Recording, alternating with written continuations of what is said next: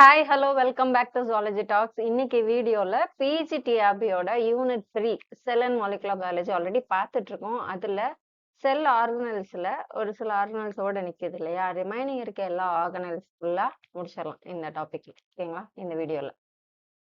So first எடுத்தோடனே நம்ம என்ன பார்க்க போறோம் அப்படின்னா கால்கை பாடி ஆர் கால்கை apparatus. ஸோ இது நம்ம எல்லாருக்குமே தெரிஞ்ச ஒன் ஆஃப் த ஆர்கனல்ஸ் தான். ஆஹ் அஹ் அதாவது எண்டோபிளாஸ்மிக் ரெட்டிகுலம் மாதிரியே ஆனா கொஞ்சம் சின்ன சைஸ்ல இருக்கக்கூடிய ஒரு ஆர்கனல் தான் கால்கை பாடி அப்படின்னு சொல்லுவோம். ஸோ இது யாரு ஃபர்ஸ்ட் கண்டுபிடிச்சா, இதெல்லாம் தான் நமக்கு முக்கியம் எக்ஸாம் பாயிண்ட் ஆஃப் வியூல. கெமிலியோ கால்கி அப்படிங்கிறவரு 1897ல கண்டுபிடிச்சிருக்காரு. ஸோ இது வந்து எல்லா பிளான்ஸ் அண்ட் அனிமல் செல்ஸ்லயும் இருக்கக்கூடிய ஒரு ஆர்கனல். யுனிவர்சலி ஃபவுண்ட் அப்படின்னா எல்லா செல்ஸ்லயும் இந்த கால்கை apparatus அப்படிங்கிற ஆர்கனல் இருக்கும். எங்க இருந்து இது ஃபார்ம் ஆகுது? கால்கை பாடி வந்து எங்க இருந்து ஃபார்ம் ஆகுது அப்படின்னா எண்டோபிளாஸ்மிக் ரெட்டிகுலம்ல இருந்து ஃபார்ம் ஆகுது. ஆப்வியஸா அது எப்படி டியூபுலரா இருக்குதோ அந்த ப்ரீவியஸ் போக முடியுமா? இருங்க. ஸோ ப்ரீவியஸ் ஸ்லைட் போக முடியல. ஸோ அந்த நமக்கு எண்டோபிளாஸ்மிக் ரெட்டிகுலம் தெரியும், நம்ம அப்படியே லைனா டியூபுலர் ஸ்ட்ரக்சரா இருக்கும். ஸோ அது மாதிரியே தான் கிட்டத்தட்ட கால்கை இருக்கும். ஸோ அதுல இருந்து ஃபார்ம் ஆகி வந்ததுதான் கால்கை அப்படின்னு சொல்றாங்க. ஸோ இதுல பாத்தீங்கன்னா ஒரு 5ல இருந்து 8 ஃபிளாட் மெம்பரைன் பவுண்ட் சாக் அப்படியே வரிசையா வந்து இப்படி மெம்பரைனா வந்து உங்களுக்கு இருக்கும். ஸோ இந்த மாதிரி ஸ்டாக்கா வந்து ஒரு 5ல இருந்து 8 வரையும் இருக்கும் அப்படின்னு சொல்றாங்க. ஸோ இதுவே வந்து இந்த இந்த மாதிரி இந்த சாக் லைக் ஸ்ட்ரக்சர்ஸ் இருக்கு இல்லைங்களா, ஸோ இந்த டியூபுலர் சாக் லைக் ஸ்ட்ரக்சர்ஸை தான் வந்து நம்ம சிஸ்டர்னே அப்படின்னு சொல்றோம். ரொம்ப ரொம்ப இம்பார்ட்டன்ட் அந்த சிஸ்டர்னே அப்படிங்கிறது ஒரு chalk like membrane phone structure. சரிங்களா, ஸோ இது வந்து யூனிசெல்லுலார் ஃபிளாஜெல்லேட்ஸ். யூனிசெல்லுலார் ஃபிளாஜெல்லேட்ஸ்னா நமக்கு தெரியும். இப்போ வந்து ஃபார் எக்ஸாம்பிள் ஒரு யூக்ளின் எடுத்துக்கிட்டோம் அப்படின்னா அது ஒரு யூனிசெல்லுலார் ஃபிளாஜெல்லேட். ஸோ அந்த மாதிரி இருக்க ஆர்கானிசம்லலாம் கிட்டத்தட்ட 60 சிஸ்டர்னே வரைக்கும் கூட இருக்கும் அப்படின்னு சொல்றாங்க. ஸோ இதுல 2 ஃபேஸ் இருக்கு. 2 ஃபேஸ் வந்து என்ன அப்படின்னா, ஒண்ணு வந்து இந்த பார்ட் இருக்கு இல்லைங்களா, ஸோ இது வந்து சிஸ் ஃபேஸ். அந்த ஸ்டார்டிங் பார்ட் அந்த சிஸ் ஃபேஸ் அப்படின்னு சொல்றாங்க. அதாவது ஃபார்மிங் ஃபேஸ் அப்படி சொல்றாங்க. இது வந்து trans face. Cis face and trans face. டிரான்ஸ்ஃபேஸுக்கு இன்னொரு பேர் வந்து மெச்சூரிங் ஃபேஸ் அப்படின்னு சொல்றாங்க. ஸோ இதுதான் ஃபர்ஸ்ட் ஃபார்ம் ஆகுது, இது அப்படியே மெச்சூர் ஆகி ஃபைனலா இருக்கிறது வந்து டிரான்ஸ்ஃபேஸ். ஸோ இதுல புரோட்டீன்ஸ், லிப்பிட்ஸ் இதெல்லாமே வந்து எண்டோபிளாஸ்மிக் ரெட்டிகுலம்ல இருந்து இந்த கால்கைக்கு சிஸ் ஃபேஸ் வழியா உள்ளார வரும். இப்படி உள்ளார வந்து அந்த பேக்கேஜிங் எல்லாம் நம்ம பார்ப்போம். இப்போ அதெல்லாம் முடிச்சுட்டு இந்த டிரான்ஸ்ஃபேஸ் வழியா வந்து அதுக்கப்புறம் இங்க இருந்து வந்து வெளியில போயிடும். அது புரோட்டீனா இருக்கலாம், லிப்பிடா இருக்கலாம். அது வந்து ரவுண்டா அப்படி பேக்கேஜ் ஆயிட்டு ஒண்ணு செல்லோட இன்னொரு பார்ட்டுக்கு போகும். அப்படி இல்லை அப்படின்னா செல்லை விட்டு வெளியில போகும். எங்க தேவையோ அங்க வந்து இந்த டிரான்ஸ்ஃபேஸ் வழியா வெளியில போகும் அப்படி சொல்றாங்க. அச்சச்சோ, இதெல்லாம் இருக்கிறது தெரியாம நான் வந்து கிறுக்கிட்டேன். அழைச்சிருவோம் நம்ம அதை. ஸோ இந்த இதுதான் உங்களுக்கு நல்லா தெரியும்னு நினைக்கிறேன். இதான் சிஸ் ஃபேஸ், இது வந்து டிரான்ஸ்ஃபேஸ். உள்ளார அந்த vesicle or the protein or lipid எப்படி உள்ளார வருது, அதுக்குள்ளார பாஸ் ஆயிட்டு அதுக்கப்புறம் டிரான்ஸ்ஃபேஸ்ல எப்படி பட் ஆகி ஃபார்ம் ஆகி வெளியே வருது அப்படின்னு நமக்கு கிளியரா தெரியுது. நெக்ஸ்ட் ஸ்லைடு போயிடலாம். ஸோ இவர் தான் மிஸ்டர் கெமிலியோ கால்கி. ஸோ இவர் தான் வந்து இந்த கால்கை apparatus அப்படிங்கிற அந்த ஆர்கனலை வந்து கண்டுபிடிச்சாரு. சரிங்களா, ஸோ இந்த லிவிங் செல்ல இந்த கால்கை அப்படிங்கிறத வந்து ஃபர்ஸ்ட் கண்டுபிடிச்சாரு. அப்புறம் நிறைய ஃபினாமினல் ஒர்க்லாம் பண்ணியிருக்காரு. அதுக்கு நோபல் பிரைஸும் வாங்கியிருக்காருன்னு சொல்றாங்க. நமக்கு இப்போ இதுக்கு தேவையான்னு கேட்டா இல்லதான். ஒரு இட்டாலியன் சயின்டிஸ்ட் இவர், அவ்வளவுதான். ஸோ எங்க இந்த கால்கை apparatus ரொம்ப அதிகமா இருக்கும்? கால்கை apparatus வந்து செக்ரட்டரி செல்ஸ் எல்லாம் எங்க எங்க இருக்கோ அந்த மாதிரி செல்ஸ் இருக்கிற ரீஜன்ல இந்த கால்கை apparatus நிறைய இருக்கும். செக்ரட்டரி செல்ஸ் இப்போ ஃபார் எக்ஸாம்பிள் நமக்கு வந்து டைஜஷனுக்கு வந்து நிறைய என்சைம்ஸ், டைஜஸ்டிவ் ஜூசஸ் எல்லாம் செக்ரேட் ஆகணும் இல்லையா, ஸோ அது வந்து காப்லெட் செல்ஸ் அப்படிங்கிற ஒரு டைப் ஆஃப் செல்ஸ் வந்து நம்மளோட டைஜஸ்டிவ் லைனிங்ல இருக்கு இல்லைங்களா, இன்டெஸ்டைனல் லைனிங்ல இருக்கு. ஸோ அந்த காப்லெட் செல்ஸ்லாம் வந்து இந்த கால்கி apparatus நிறைய இருக்கும். அங்க மட்டும் இல்ல, எங்கெல்லாம் வந்து செக்ரேட்டரி ஒர்க் இருக்குதோ அங்க கால்கி apparatusஓட குவான்டிட்டி அதிகமா இருக்கு அப்படின்னு சொல்றாங்க. ஸோ அந்த கால்கி apparatusஓட அதர் நேம்ஸ் பாருங்க. லிப்போகாண்ட்ரியா, இது வந்து ஒரு பழைய நேம். லிப்போகாண்ட்ரியா அப்படின்னா temporary storage vehicle vacuole for lipids. Lipids வந்து ஒரு தற்காலிகமா ஸ்டோர் பண்ணி வைக்கக்கூடிய ஒரு வேக்யூல். அப்புறம் இடியோசோம்ஸ் சொல்றாங்க. பிளான்ஸ்ல வந்து கால்கி apparatus வந்து டிக்டியோசோம்ஸ் அப்படின்னு கூட சொல்லுவோம், நமக்கு தெரியும். ஸோ இதோட மெயின் ஃபங்க்ஷன் என்ன? Processing and packaging. So endoplasmic ரெட்டிகுலம்ல இருந்து ஒன்று வருது. ரஃப் எண்டோபிளாஸ்மிக் ரெட்டிகுலம்னா புரோட்டீன் வரும். ஸ்மூத் எண்டோபிளாஸ்மிக் ரெட்டிகுலம்னா லிப்பிட் வரும். ஸோ அப்படி வரக்கூடிய எந்த சப்ஸ்டன்ஸா இருந்தாலும் வா அப்படி சொல்லிட்டு உள்ளார கூப்பிட்டு சிஸ்பேஸ் வழியா அதை உள்ளார வாங்கி, ஓகே நீ இப்படி இருக்கியா, உனக்கு இந்த கொஞ்சம் பாஸ்பேட், ஓகே ஸோ நீ வந்து இந்த மாதிரி கான்ஃபர்மேஷன் சேஞ்ச் எல்லாம் நடக்கணும், நீ இப்படி எல்லாம் சைஸ் மாறணும் அப்படி சொல்லிட்டு அதை ப்ராசஸ் பண்ணி தேவையில்லாத ரீஜன்ஸ் எல்லாம் ரிமூவ் பண்ணிட்டு அதை ப்ராப்பரா ப்ராசஸ் பண்ணி அதை ஒரு பேக்கேஜ் ஆக்கி வெளியே அனுப்புறது. அதனாலவே இதுக்கு செல்ல பேர் பாருங்க, distribution and shipping department of the cell அப்படின்னு சொல்லுவாங்க. எவ்வளவு அழகா பேர் வச்சிருக்காங்க பாருங்க. சோ கால்கைக்கு பேரு அதர் நேம் அப்படின்னு கேட்டாங்க அப்படின்னா, which organelle is called as distributing and shipping department of the cell அப்படி சொன்னாங்கன்னா அது கால்கை apparatus. ஏன்னா அதுதான் வாங்கி பேக் எல்லாம் பண்ணி ப்ராசஸ் பண்ணி வெளியே அனுப்பும். ஸோ இந்த பேக்டு ஃபார்ம் வந்து எந்தெந்த மாதிரி பேக்டு ஃபார்ம்லாம் ஃபார்ம் பண்ணி பாருங்க. செக்ரேட்டரி கிரானியூல்ஸ், வெசிக்கல்ஸ், லைசோசோம்ஸ் எல்லாம் கூட கால்கைல இருந்தா ஃபார்ம் ஆகுது. இது வந்து post office of the cell. போஸ்ட்ன்னு மட்டும் எழுதிருக்கேன் by mistake. Post office of the cell அப்படின்னு கூட கால்கைய சொல்லுவாங்க. சரிங்களா? ஸோ இது ஒரு நியூ இன்ஃபர்மேஷனா இருக்கலாம் சில பேருக்கு. ஓகே, தெரிஞ்சவங்களுக்கு ஓகே, தெரியாதவங்க நோட் பண்ணிக்கோங்க. ஸோ நெக்ஸ்ட் ஆர்கனல் வந்து என்ன அப்படின்னா லைசோசோம்ஸ். ஸோ நம்ம கால்கைல இருந்து ஃபார்ம் ஆகுற ஒன் ஆஃப் த ஸ்ட்ரக்சர் வந்து லைசோசோம்ஸ்ன்னு பார்த்தோம் இல்லைங்களா? ஸோ அந்த லைசோசோம் பத்தி பார்க்கலாம். இதுவும் ஒரு membrane bound organelle. Membrane bound ஆர்கனல்னா என்னன்னு ப்ரீவியஸ் வீடியோலயே பார்த்துக்குவோம். இதை சுத்தி ஒரு படலம் இருக்கும், ஒரு மெம்பரைன் இருக்கும். ஓகே, ஸோ இதை வந்து நம்ம என்னன்னு சொல்றோம்? Suicidal packs of the cell அப்படின்னு காமனா சின்ன வயசுல இருந்தே நம்ம படிச்சிருப்போம். ஸோ இந்த இருக்க செல் ஆர்கனல்ஸ்லயே திக்கஸ்ட் கவரிங் இருக்க ஆர்கனல் எது அப்படின்னு கேட்டா லைசோசோம்ஸ் தான். இது வந்து நமக்கு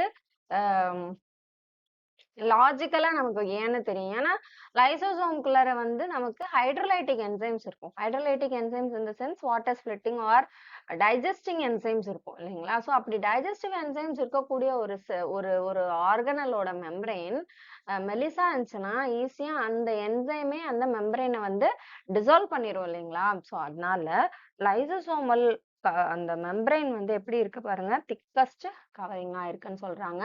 இதுல கிட்டத்தட்ட 40ல இருந்து 50 வகையான ஹைட்ரோலைட்டிக் என்சைம்ஸ் இருக்கு அப்படி சொல்றாங்க. அதுல 2 டைப்ஸ் ஆஃப் லைசோசோம்ஸ் இருக்கு.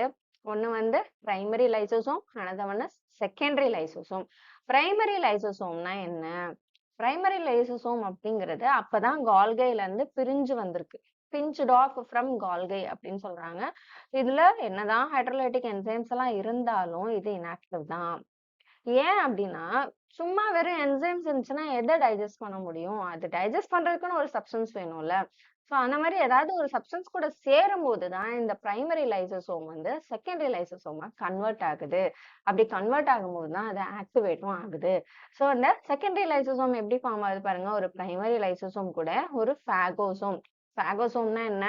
அது ஒரு வேக்யூல். அதுக்குள்ளார வந்து டெஸ்ட்ராய் ஆன செல், அதாவது செல் டெப்ரீஸ் இல்லாட்டி ஒரு இன்ஃபெக்டட் செல், வைரஸ் இன்ஃபெக்டட் செல், பாக்டீரியா இன்ஃபெக்டட் செல், அந்த மாதிரி ஏதாவது மைக்ரோப் இன்ஃபெக்டட் செல் கூட ஃபேகோசோமா ஃபார்ம் ஆகும். ஸோ அப்படியே ஒரு ஃபேகோசோம் கூட பிரைமரி லைசோசோம் சேர்ந்துச்சுன்னா அப்படி ஃபார்ம் ஆகுறது தான் செகண்டரி லைசோசோம். அப்படி செகண்டரி லைசோசோம் ஆனாதான், அதாவது ஃபேகோசோமோட பிரைமரி லைசோசோம் சேர்ந்தாதான் அது ஆக்டிவேட்டே ஆகும். அதான் மீனிங்ஃபுல்லும் கூட இல்லைங்களா? வெறும் என்சைம்ஸ் மட்டும் இருக்கிறதுனாலே அது வந்து போய் வேலை செய்ய முடியாது இல்லைங்களா? அது வேலை செய்யறதுக்கான ஒரு கருவியா இந்த பாகோசோம் வந்து சேரும்போது அது ஆக்டிவேட் ஆயிடுது. ஸோ நெக்ஸ்ட் என்னென்ன ஃபங்க்ஷன்ஸ் இதுல பாதி பார்த்துட்டோம். ஸோ இதுல வந்து 2 டைப் ஆஃப் வேக்யூல் வந்து லைசோசோம்ல இருக்கு அப்படின்னு சொல்றாங்க. ஒண்ணு வந்து ஹெட்ரோபேஜிக் வேக்யூல். ஹெட்ரோ அப்படின்னா என்ன? வெளியில செல்லுக்கு வெளியில இருக்கக்கூடிய மெட்டீரியல்ஸை டைஜஸ்ட் பண்ணுச்சு அப்படின்னா, அது இருக்க செல்லுக்கு வெளியில இருக்க சப்ஸ்டன்சஸ வந்து அது டைஜஸ்ட் பண்ணுச்சு அப்படின்னா அது வந்து ஹெட்ரோபேஜிக் வேக்யூல்ஸ். அதை வந்து நம்ம ஹெட்ரோபேஜி அப்படிங்கிற ப்ராசஸ் மூலமா அது பண்ணும். ஆட்டோபேஜிக் வேக்யூல்னா என்ன? ஆட்டோனா செல்ஃப், அது இருக்க செல்ஸ்ல இருக்கக்கூடிய செல்லுலார் மெட்டீரியல்ஸ், ஏதோ ஒரு சைட்டோபிளாஸ்மிக் கண்டென்ட்டோ ஏதோ ஒரு ஆர்கனலோ ஓனோட் ஆயிடுச்சு, அதை டைஜஸ்ட் பண்ணுச்சு அப்படின்னா அதுக்கு பேர் வந்து, அந்த ப்ராசஸ்க்கு பேர் ஆட்டோபேஜி, அந்த லைசோசோமுக்கு பேர் வந்து ஆட்டோபேஜிக் வேக்யூல் அப்படின்னு சொல்றாங்க. சோ இதுக்கு இன்னொரு அழகான பேர் கொடுத்திருக்காங்க, கார்பேஜ் சிஸ்டம் ஆஃப் அ செல், குப்பை தொட்டி. ஓகே, இப்ப இதெல்லாம் ஓனோட் ஆயிடுச்சுப்பா, இதெல்லாம் வெளியில போடணும்ப்பா அப்படின்னு இருக்கக்கூடிய சப்ஸ்டன்சஸ் எல்லாம், கண்டென்ட் எல்லாம் டிசால்வ் பண்ணி டைஜஸ்ட் பண்ணி எக்ஸ்கிரீட் பண்றது தான் இந்த லைசோசோம்ஸோட வேலை. அதனால இதை வந்து garbage system of the cell அப்படின்னு சொல்றாங்க. ஸோ நம்ம நிறைய ஹைட்ரோலைட்டிக் என்சைம்ஸ் இருக்கும்னு பார்த்தோம். ஸோ அதுல ஒரு சில என்சைம்ஸ் கொடுத்துருக்காங்க. இது ஜென்ரலா புரோட்டியேசஸ், புரோட்டீனை டைஜஸ்ட் பண்ணக்கூடிய என்சைம், லிப்பேசஸ் லிப்பிட் டைஜஸ்ட் பண்ணும், அமைலேசஸ் கார்போஹைட்ரேட்டை டைஜஸ்ட் பண்ணும், நியூக்ளியசஸ் டிஎன்ஏ ஆர்என்ஏ வந்து டைஜஸ்ட் பண்ணும். ஸோ அதுக்கப்புறம் இது என்னெல்லாம் பண்ணுது? பாகோசைட்டாசிஸ் நமக்கு தெரியும். பாகோசைட்டாசிஸ் அப்படின்னா என்னது?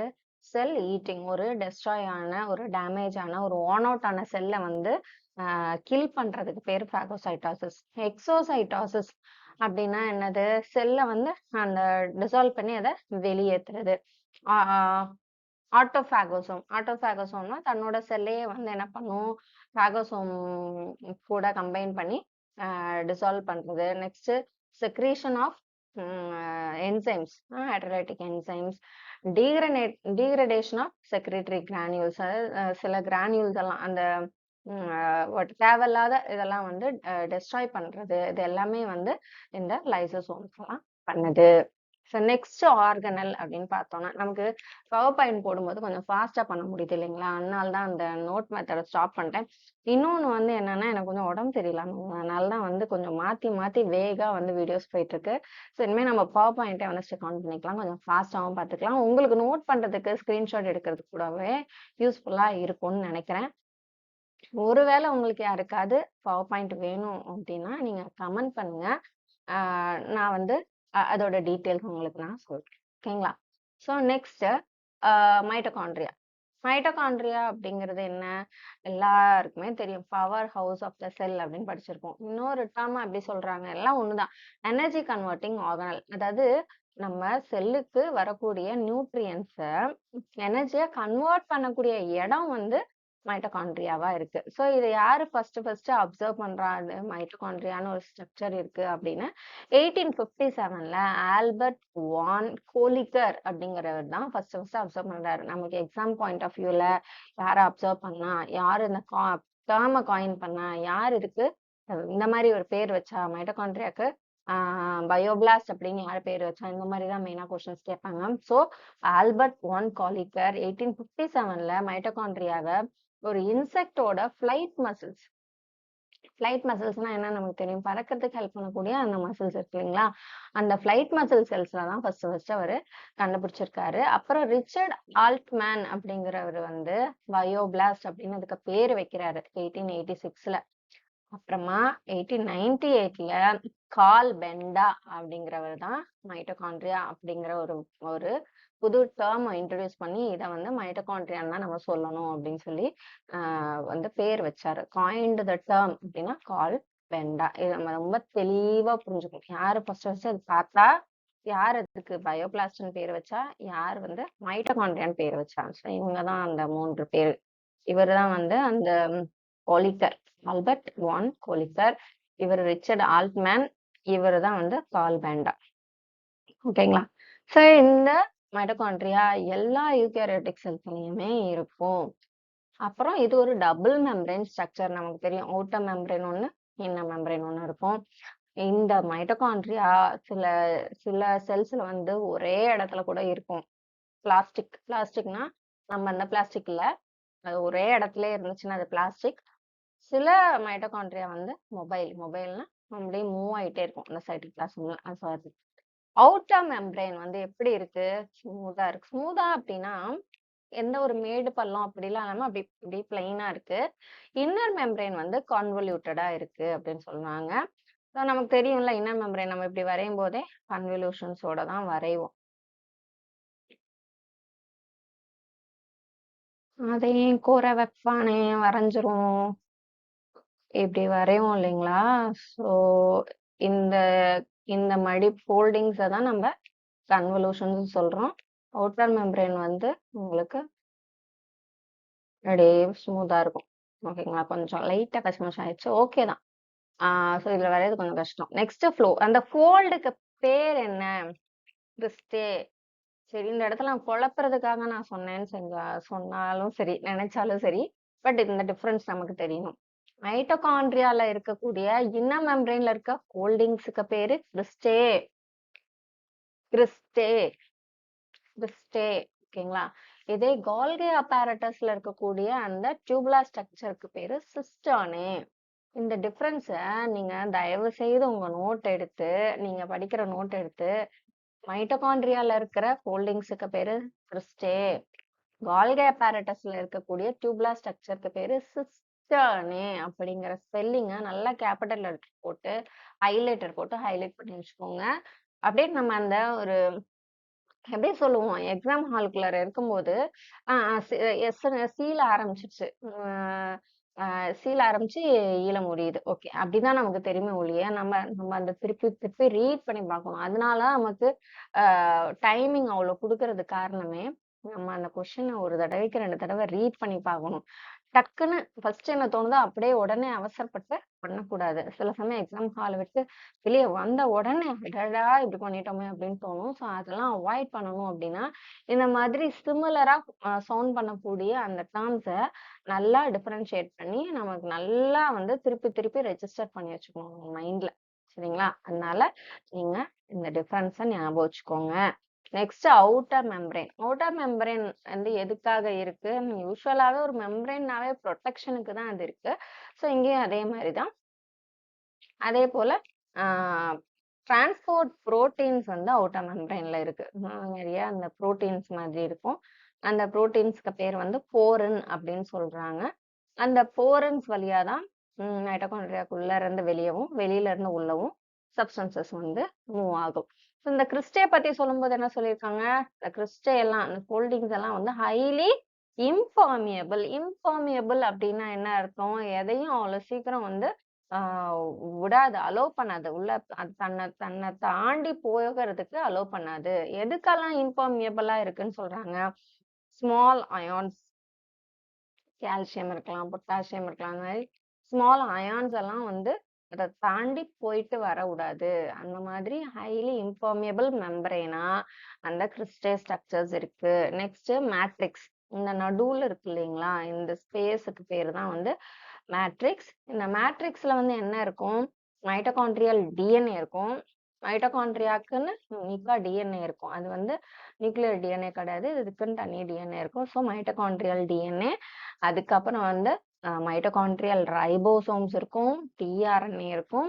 அதுக்கப்புறம் சில என்சைம்ஸ் எல்லாம் இருக்கும். எதுக்காக? அந்த மைட்டோகாண்ட்ரியல் ஜீன் எக்ஸ்பிரஸ் பண்றதுக்கு தேவையான சில என்சைம்ஸ் எல்லாமே வந்து அந்த மேட்ரிக்ஸ் ஆஃப் மைட்டோகாண்ட்ரியால இருக்கு. மேட்ரிக்ஸ் அப்படிங்கிறது நடு பகுதி உள்ளார இருக்கக்கூடிய அந்த ஸ்பேஸ் தான் மேட்ரிக்ஸ் அப்படின்னு சொல்லுவோம். Space between the two membrane.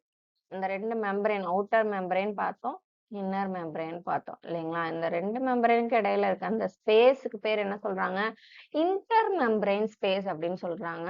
So அதுக்கப்புறம் இந்த கேப், இந்த சென்ட்ரல் ரீஜன் தான் என்னது? மேட்ரிக்ஸ் அப்படின்னு நம்ம சொல்லியிருந்தோம். இந்த மேட்ரிக்ஸ்ல என்ன மெயினா இருக்குன்னு சொல்றாங்க? Enzymes of Krebs cycle. Krebs cycle, ஸ்பெல்லிங் தப்பா போட்டிருக்கேன். Krebs cycle. அந்த கிரெப் சைக்கிளோட கிரெப் சைக்கிள் நமக்கு தெரியும், சர்க்கிள் போட்டு முட்டி முட்டி மனப்பாடம் பண்ணி படிப்போம் இல்லைங்களா? அந்த கிரெப் சைக்கிள் நடக்கிறதுக்கு தேவையான என்சைம்ஸ் எங்க இருக்கு? மேட்ரிக்ஸ்ல இருக்கு. ஏன் இதை நான் திருப்பி திருப்பி ஸ்ட்ரெஸ் பண்ணி சொல்றேன் அப்படின்னா, இந்த மாதிரி ரீஜன்ஸ்ல கொஸ்டின்ஸ் கேட்கறாங்க பிஜிடிஆர்பி பொறுத்த வரைக்கும். இந்த matrix of mitochondria contains option A, B, C, D அப்படி கொடுக்குறாங்க. அப்ப மேட்ரிக்ஸ்ல என்ன இருக்கு? கிரெப் சைக்கிள்க்கு தேவையான என்சைம்ஸ் இருக்கு. ஓகேங்களா? அதுக்கப்புறம் மேட்ரிக்ஸ்ல வேற என்ன இருந்துச்சு? மைட்டோகாண்ட்ரியல் டிஎன்ஏ இருந்துச்சு. அதுக்கப்புறம் வந்து enzymes for the expression of mitochondrial DNA, tRNA. So இதெல்லாமே இருந்துச்சு இல்லைங்களா? Next inner layer of the cristae.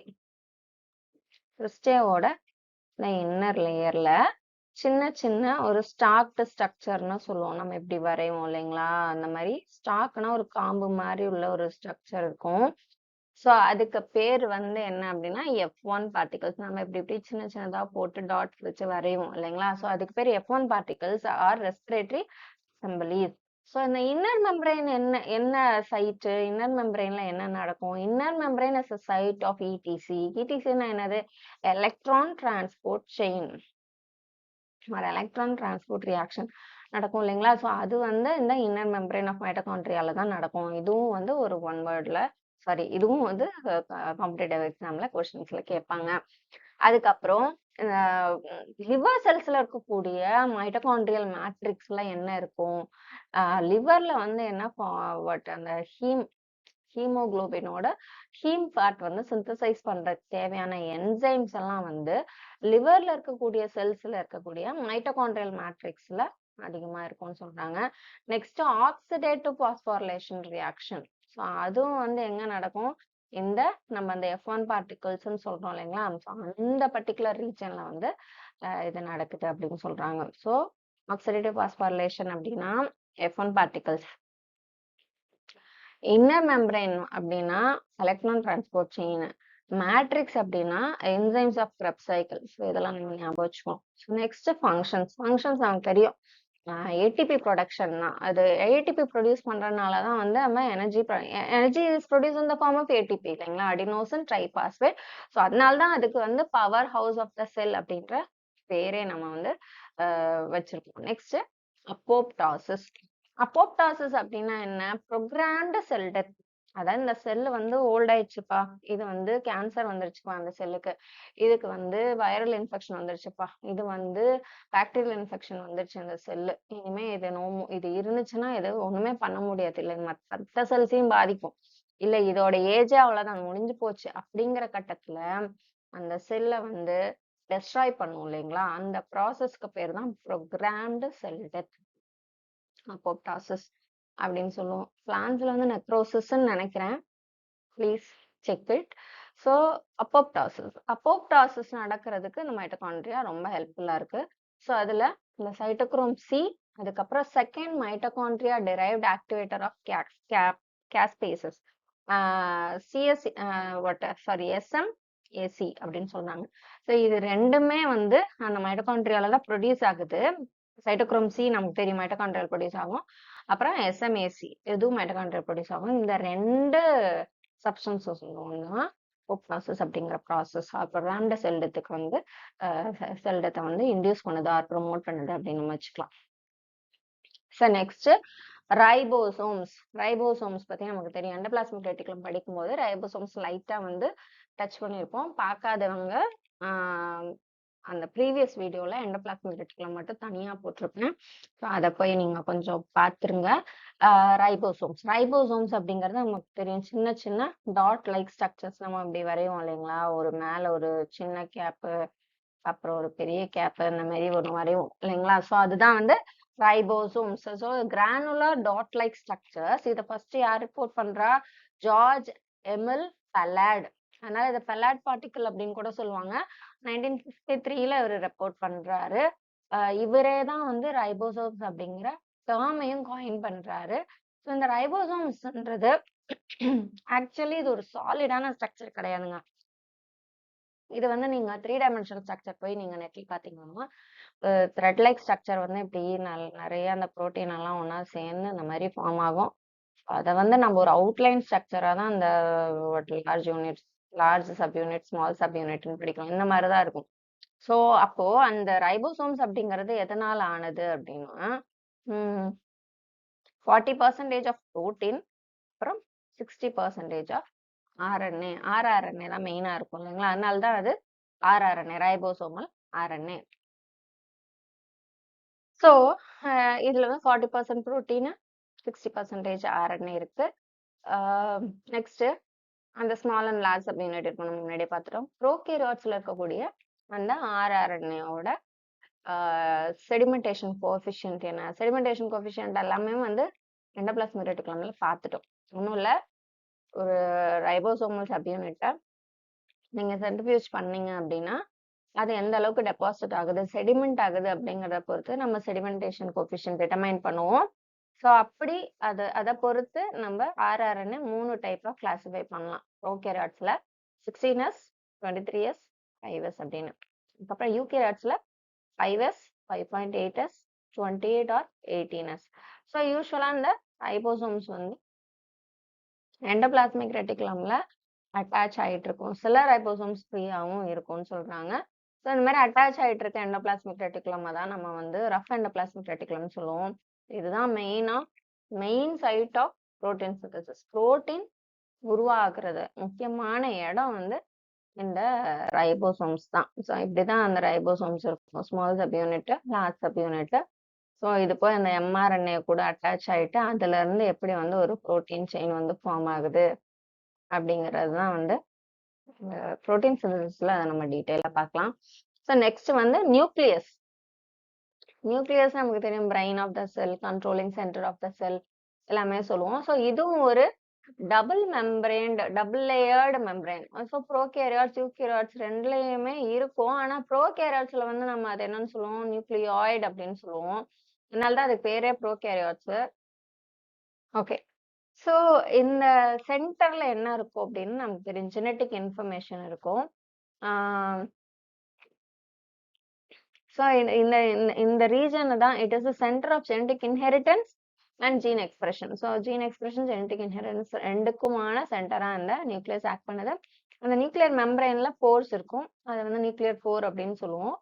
Space between the two membrane, outer membrane, inner membrane நடுவில் இருக்க ஸ்பேஸை வந்து நம்ம என்ன சொல்லுவோம் அப்படின்னா பெரிநியூக்ளியர் ஸ்பேஸ் அப்படின்னு சொல்லுவோம். ஸோ இந்த நியூக்ளியர் மெம்பரேன்ல இருந்து பாத்தீங்கன்னா எண்டோபிளாஸ்மிக் ரெட்டிகுலம் அப்படியே கண்டினியூ ஆகும்.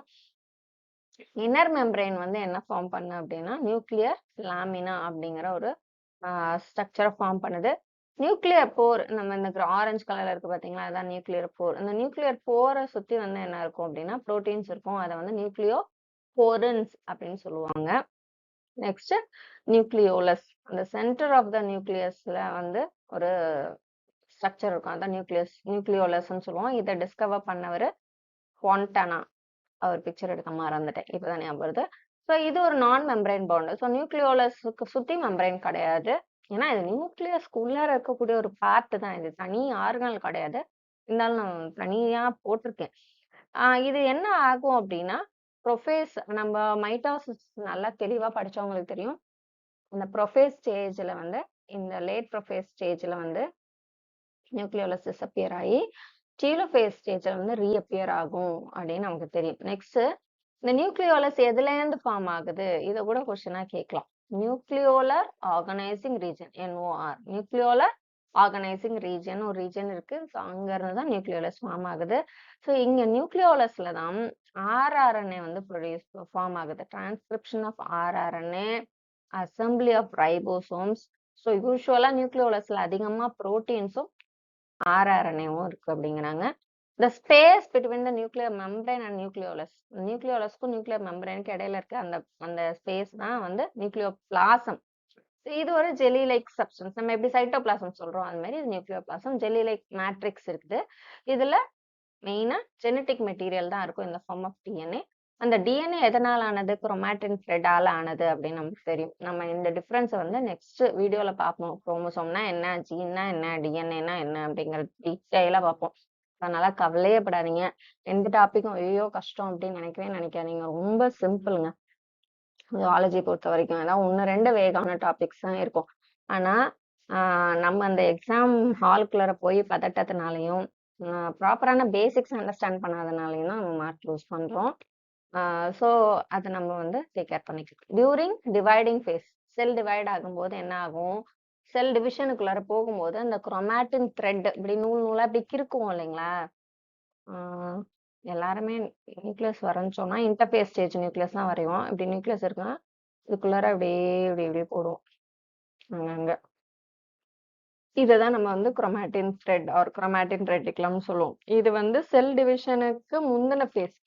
இதுவே செல் டிவிஷனுக்குள்ளார போக போகுது அப்படின்னா இந்த குரோமாட்டின் த்ரெட் தான் என்ன ஆகும், அப்படியே ஆர்கனைசேஷன் படிப்போம் இல்லைங்களா. ஸோ அப்படியே என்ன ஆகும், நல்லா திக்கா கண்டென்ஸ் ஆகி குரோமோசோம் அப்படிங்கிற ஒரு ஸ்ட்ரக்சர் ஃபார்ம் பண்ணும் இல்லைங்களா. இந்த மாதிரி ஆயிடும். அந்த மாதிரி எத்தனை அந்த பர்டிகுலர் ஆர்கானிசம்ல எத்தனை நம்பர் ஆஃப் குரோமோசோம்ஸ் இருக்கும். ஹியூமன்னா 23 பேர்ஸ் இல்லைங்களா? 23 பேர்ஸ் ஆஃப் குரோமோசோம்ஸ் அந்த ராட் ஷேப் ஸ்ட்ரக்சரா மாறிடும். ஓகேங்களா? அந்த குரோமோசோம் தான் என்னது, ஹெரிடிட்டரி இன்ஃபர்மேஷனை கேரி பண்ணக்கூடிய ஸ்ட்ரக்சர். என்ன ஃபங்க்ஷன்ஸ் பண்ணுது? இதுதான் எல்லாமே. கண்ட்ரோல் ஃபுல்லா நியூக்ளியஸ் தான். ஓகேங்களா? கண்ட்ரோல் தான் cellular activities, synthesis of RNA, formation of ribosomal subunit, sending genetic information உள்ளார இருந்து ஐ மீன் நியூக்ளியஸ்ல இருந்து சைட்டோபிளாசம்க்கு ஜெனடிக் இன்ஃபர்மேஷனை பாஸ் பண்றதே மெயினா இதுதான். அது மூலமா புரோட்டீன் சிந்தசிஸ் நடக்க வச்சு அதுல இருந்து தான் என்சைம்ஸோ ஹார்மோன்ஸோ ப்ரொடியூஸ் ஆகும். ஒரு சீக்ரெட் கோடு மாதிரி நியூக்ளியஸ்குள்ளார இருக்கும். அதை டீகோடிங் நடக்கிறதுக்கு எல்லாமே ஹெல்ப் பண்றது நியூக்ளியஸ் தான். நெக்ஸ்ட் செல் டிவிஷனை கண்ட்ரோல் பண்ணுது. ஹெரிடிட்டரி இன்ஃபர்மேஷனை பாதுகாப்பா உள்ளார வச்சுக்கிறது, ஸ்டோரேஜ் ஆஃப் ஹெரிடிட்டரி இன்ஃபர்மேஷன், இதெல்லாம் தான் ஃபங்க்ஷன்ஸ். நெக்ஸ்ட் சைட்டோஸ்கெலிட்டன் அப்படிங்கிற ஆர்கனல். சைட்டோஸ்கெலிட்டன் வந்து நம்ம ரொம்ப டீப்பா படிச்சிருக்க மாட்டோம், பட் படிச்சிருப்போம். இதுதான் சைட்டோஸ்கெலிட்டன் தெரியாமலே படிச்சிருப்போம். ஓகேங்களா? ஓகே, அடுத்த ஸ்லைடு போனா இதுல வர மாட்டேங்குது, என்னன்னு தெரியல. ஸோ இதுல நெக்ஸ்ட் பிக்சர்ல உங்களுக்கு சைட்டோஸ்கெலிட்டன் என்னன்னு காமிச்சிடுறேன். ஸோ இது ஒரு காம்ப்ளெக்ஸ் நெட். காம்ப்ளெக்ஸ்னா என்ன, நிறைய விஷயம் ஒன்னா சேர்ந்து, ஒண்ணுக்கும் மேற்பட்ட விஷயங்கள் ஒன்னா சேர்ந்து ஒரு நெட்வொர்க்கா ஃபார்ம் பண்றதுதான் ஒரு காம்ப்ளெக்ஸ் நெட்வொர்க். அதை வந்து நம்ம ஈஸியா சொல்லிட முடியாது இது ஒண்ணு மட்டும்தான். நிறைய இது ஒன்னா சேர்ந்து பண்றதுனால காம்ப்ளெக்ஸ் நெட்வொர்க் ஆஃப் ஸ்ட்ரக்சர். இது எங்க இருக்கும்? சைட்டோபிளாசம் ஃபுல்லா இந்த சைட்டோஸ்கெலிட்டன் இருக்கும். ஓகேங்களா? ஸோ இதுதான் அந்த செல்லுக்கு ஷேப் தருது. அந்த செல்லு வந்து ஸ்டிஃபா இருக்கிறதுக்கு ஸ்ட்ரென்த் தருது. அதுக்கப்புறம் செல்லுல மூவ்மெண்ட் நடக்கணும் இல்லையா? செல்லுலார் மூவ்மெண்ட்னு சொல்லுவோம். சைக்ளோசிஸ் எல்லாம் படிச்சிருப்போம்ல பாரமேஷியம்ல. ஸோ அந்த மாதிரி செல்லுலார் மூவ்மெண்ட் நடக்கிறதுக்கு தேவையான ஹெல்ப்பையும் இந்த சைட்டோஸ்கெலிட்டன் பண்ணுது. செல்லுக்கு ஒரு ஸ்டிமுலஸ் கிடைக்குதுன்னா அந்த ஸ்டிமுலஸ்க்கு ரெஸ்பாண்ட் பண்ணணும்ல, அந்த ரெஸ்பான்ஸ் டு ஸ்டிமுலைக்கு ஹெல்ப் பண்றது சைட்டோஸ்கெலிட்டன் தான். அதுக்கப்புறம் ஒரு செல்லோட மசிலாவும் போன்ஸ் ஸ்கெலிட்டனாவும் ஆக்ட் பண்ணுது. செல்லோட மசில்னா என்னது? உங்களுக்கு வந்து கான்ட்ராக்ஷன் அண்ட் ரிலாக்ஸேஷன் நடக்கணும். அதுக்கப்புறம் வந்து ஸ்கெலிட்டன்னா என்னது? ஒரு ஸ்டிஃபா நிக்கணும். நம்ம வந்து இப்படி உட்காந்துருக்கோம்னா இது ஸ்கெலிட்டன்னால தான் இல்லைங்களா? மூவ்மெண்ட் அது வந்து மசில்ஸ்னால. ஸோ அந்த மாதிரி செல்லோட மசில்ஸாவும் ஸ்கெலிட்டலாவும் ஆக்ட் பண்றது சைட்டோஸ்கெலிட்டன்.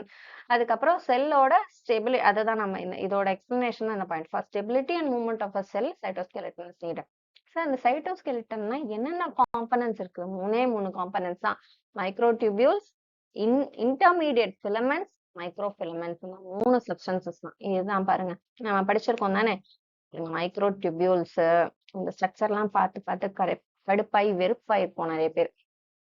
So microtubules are tubulin. Intermediate filaments இங்க பாருங்க, இது எப்படி அந்த நெட்வொர்க் மாதிரி ஃபார்ம் பண்ணிருக்கு பாருங்க செல்லோட சைட்டோபிளாசம்ல. Next microfilaments, actin. So actin, myosin, tubulin, intermediate filament, அந்த சிலியா மாதிரி எல்லாம் இருக்கும். அதெல்லாமே சேர்ந்து ஃபார்ம் ஆகுறதுதான் இந்த சைட்டோஸ்கெலிட்டன். மைக்ரோடியூபிள்ஸ்னா என்ன? இது ஒரு ஹாலோவான ஸ்ட்ரைட் ஹாலோ டியூப் இப்படி இருக்கும். ஓகேங்களா? உள்ளார ஒண்ணுமே இருக்காது, அதனாலதான் அது ஹாலோ. இதுக்கு வெளியில பெரிய லிமிட்டிங் மெம்பரேனே கிடையாது. இந்த டியூப் தான் அந்த மெம்பரேனே. இது எப்படி இருக்கும்? பண்டிலா அரேஞ்ச் ஆயிருக்கும். நம்ம வந்து அந்த இதுல பார்த்தோம், மறந்துட்டீங்கன்னா பார்த்துக்கோங்க. இப்படி இருக்கும், நிறைய டியூபா பண்டிலா அரேஞ்ச் ஆயிருக்கும். லோக்கல் எக்ஸாம்பிள் சொல்லட்டா? விளக்கமாற நீங்க தென்னை மரம் இருக்குல்ல, அதை நீங்க கட்டி வச்சுட்டு பாத்தீங்கன்னா எப்படி இருக்கும்? அந்த மாதிரிதான் இந்த மைக்ரோடியூபிள்ஸ் அரேஞ்ச் ஆயிருக்கும், பண்டிலா அரேஞ்ச் ஆயிருக்கும். ஸோ இதுல வந்து குளோபுலர் புரோட்டீன்ஸ் ஆனது. அந்த குளோபுலர் புரோட்டீனுக்கு பேரு டியூபுலின். இந்த டியூபுலின்லயே வந்து 2 சப்யூனிட்ஸ் இருக்குன்னு சொல்றாங்க. ஒன்னு வந்து alpha subunit, another one is beta subunit. So இதோட ஃபங்க்ஷன்ஸ் என்னென்ன மாதிரியான வேலையெல்லாம் இது பண்ணுது? இது சிலியா மாதிரி ஸ்ட்ரக்சர் ஃபார்ம் பண்ணி அந்த சிலியா மாதிரி ஃபார்ம் பண்ணுது, ஃபிளாஜெல்லாவை ஆக்ட் பண்ணுது, செல்லோட சென்ட்ரியோல்ஸை ஆக்ட் பண்ணுது. இப்படி எல்லாம் இருந்து என்னென்ன ஃபங்க்ஷன் பண்ணுது? அதே நமக்கு முன்னாடி பார்த்த ஃபங்க்ஷனே தான். செல்லுக்கு ஷேப் தருது, ஸ்ட்ரக்சரல் ஸ்ட்ரென்த் தருது, கிரானியூல்ஸ் வெசிகல்ஸ் எல்லாம் செல்லுல இருந்து ஒரு பார்ட்ல இருந்து இன்னொரு பார்ட்டுக்கு மூவ் ஆகுறதுன்னு. அப்ப இந்த இடத்துல இந்த என்சைம் வேணும், உடனே இந்த மைக்ரோடியூபிள்ஸ் ஹெல்ப் பண்றது மூலமா ஒரு வேவ் மூவ்மெண்ட் கிரியேட் பண்ணும். தண்ணியில இப்படி வேவ் மூவ்மெண்ட் கிரியேட் பண்ணாச்சுன்னா இங்க இருக்க வெசிக்கல் அந்த பக்கம் மூவ் ஆகும் இல்லைங்களா? அந்த மாதிரி. அதே போல செல் டிவிஷன், மைட்டாசிஸ் அப்போ ஸ்பிண்டில் ஃபைபர்னு ஒண்ணு வந்து ஃபார்ம் பண்ணும், பார்த்திருக்கீங்களா? செல்லோட எண்ட்ல வந்து இப்படி இப்படி சாரி வளைஞ்செல்லாம் இருக்காது. இப்படி இப்படி ஃபைபர்ஸ் வந்து கனெக்ட் பண்ணும். மைட்டாசிஸ்ல உங்களுக்கு நான் டீட்டெயிலா சொல்றேன் ஸ்பிண்டில் ஃபைபர் பத்தி.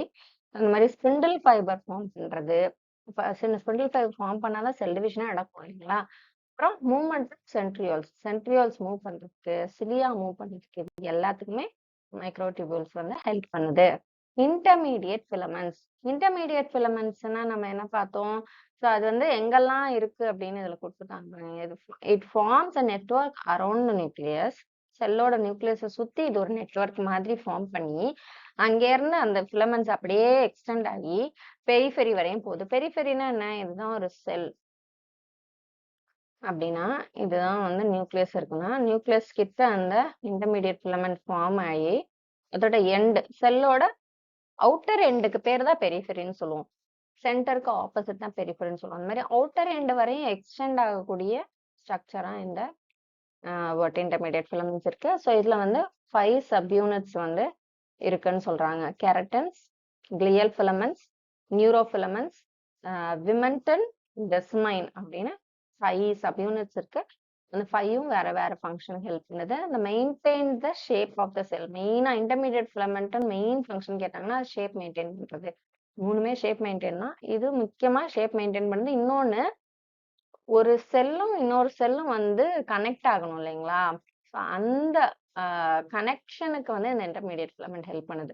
So the adjacent cells are connected by intermediate filaments through desmosomes. டெஸ்மோசோம்ஸ் நம்ம படிச்சிருப்போம். செல்லுல ஒரு பிரிட்ஜ் மாதிரி ஸ்ட்ரக்சர் இருக்கும். அந்த டெஸ்மோசோம்ஸ் வழியா இந்த இன்டர்மீடியட் ஃபிலமெண்ட் வந்து இப்படி ரெண்டு செல்லையும் அப்படி ஒன்னோட ஒண்ணு கனெக்ட் பண்றதுக்கு ஹெல்ப் பண்றது தான் இந்த intermediate filament. Next micro filaments. Micro filaments நம்ம ஏற்கனவே பார்த்தோம்.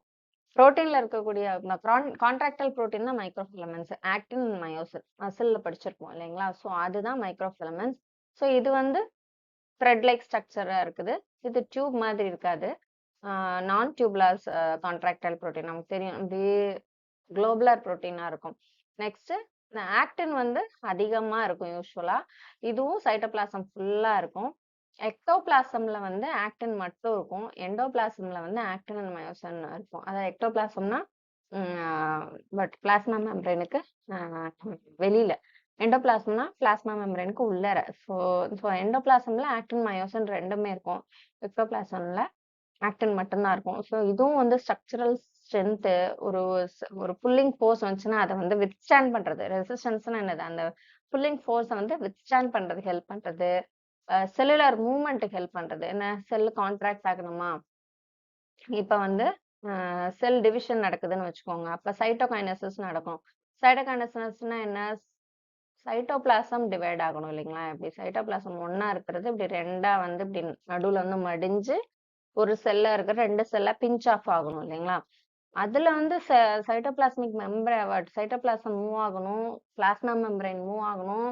அப்படி மூவ் ஆகினா தானே இந்த செல் டிவிஷன் பாசிபிள். ஸோ அந்த மாதிரியான cellular moments, contraction, gliding and cytokinesis, இந்த மாதிரியான செல்லுலார் மூமெண்ட்ஸ் எல்லாத்துக்குமே மைக்ரோஃபிலமெண்ட் வந்து ஹெல்ப்ஃபுல்லா இருக்கு. ஸோ இதோட நம்ம வந்து என்ன பார்த்துட்டோம்னா ஃபர்ஸ்ட் பாயிண்ட் முடிச்சிருக்கோம் இப்பதான். பார்ப்போம் எவ்வளவு வேகமா போக முடியுதோ பார்ப்போம். சைட்டோஸ்கெலிட்டன் வரையும் முடிச்சிட்டோம். அடுத்தது வந்து ஜீனு, குரோமோசோம், அப்புறம் செல் டிவிஷன், செல் சைக்கிள்லாம் ரொம்ப ரொம்ப ஈஸியானது. கொஞ்சம் ஃபாஸ்டாவே அதெல்லாம் நம்ம போயிடலாம். ஸோ வேற ஏதாவது டவுட்ஸ் இருந்துச்சுன்னா நீங்க கமெண்ட் செக்ஷன்ல கேளுங்க. அவ்வளவுதான். வேற உங்க ஃப்ரெண்ட்ஸ் யாராவது டிஆர்பி படிச்சுட்டு இருக்காங்கன்னா அவங்களுக்கு என்னோட வீடியோ ஷேர் பண்ணுங்க. பயோடெக்னாலஜி டாபிக் கேட்டிருந்தீங்க. பயோடெக்னாலஜி இப்போ நீங்க நாங்க ஜம்ப் பண்ண முடியுமான்னு தெரியல. நம்ம ஏன்னா ஒண்ணு எடுத்தாச்சு, அதை ஃபுல்லா முடிச்சிடலாம் அப்படின்ட்டு. கொஞ்சம் ஃபாஸ்டாவே நெக்ஸ்ட் டாபிக் பார்த்துடலாம். வேற என்னமோ சொல்லணும்னு நினைச்சேன். இடையில இடையில முடிஞ்சா நம்ம வந்து சைக்காலஜி பார்ட்டும் பார்க்கலாம். அது வந்து எனக்கு இன்டெப்த் அதுல வந்து டீட்டெயில்ஸ் தெரியாட்டி கூட என்கிட்ட சில ஹேண்ட் ரிட்டன் நோட்ஸ் இருக்கு. நான் ப்ரிப்பேர் பண்ண நோட்ஸ், நான் போய் கிளாஸ் அட்டன் பண்ண நோட்ஸ் எல்லாம் இருக்கு. ஸோ அதை வச்சு கூட உங்களுக்கு நான் வந்து வீடியோ ஷேர் பண்றேன். தேங்க்ஸ் ஃபார் வாட்சிங் ஜுவாலஜி. சப்ஸ்கிரைப் பண்ணாம இருக்காங்க. Please do subscribe. Thank you.